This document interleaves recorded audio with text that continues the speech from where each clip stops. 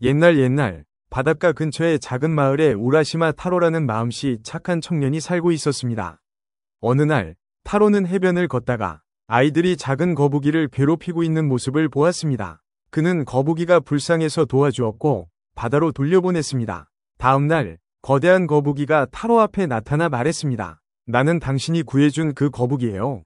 은혜를 갚기 위해 당신을 용궁, 류구성으로 모시고 가겠습니다. 타로는 거북이 등에 올라타서 깊은 바닷속으로 함께 내려갔습니다. 그곳에는 신비롭고 아름다운 궁전이 있었고 오토히메 공주가 따뜻하게 그를 맞이했습니다. 타로는 용궁에서 맛있는 음식과 음악, 춤을 즐기며 며칠을 보냈습니다. 하지만 시간이 지나자 그는 고향이 그리워졌고 돌아가기로 결심했습니다. 오토히메는 떠나는 타로에게 타마테바코, 보물상자라는 상자를 주며 말했습니다.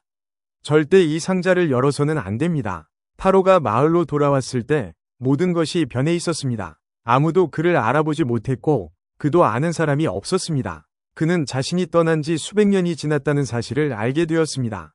혼란스럽고 슬퍼진 타로는 상자를 열었습니다. 그러자 흰 연기가 나와 그는 순식간에 노인으로 변하고 말았습니다. 상자 안에는 그가 잃어버린 시간이 담겨 있었던 것입니다.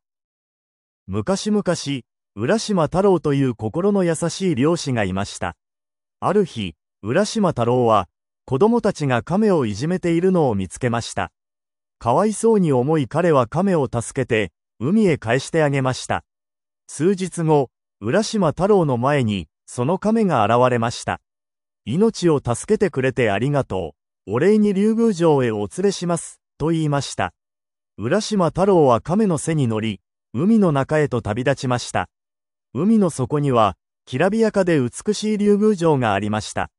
そこには、乙姫という美しい姫がいて、浦島太郎を温かく迎えてくれました。浦島太郎は、竜宮城で夢のような日々を過ごしました。ご馳走や踊り、笑いが絶えない楽しい時間が続きました。けれど、ふと村が恋しくなり、そろそろ帰りたいと乙姫に告げました。乙姫は悲しそうな顔で、これは玉手箱。決して開けてはいけませんと渡しました。浦島太郎が地上に戻ると、村の様子が全く変わっていました。家も家族も、知っている人も、もういません。寂しさと不安に駆られ、浦島太郎は玉手箱を開けてしまいました。すると中から白い煙が立ち上り、彼はあっという間に白髪の老人になってしまいました。浦島太郎はもう、元の姿には戻れませんでした。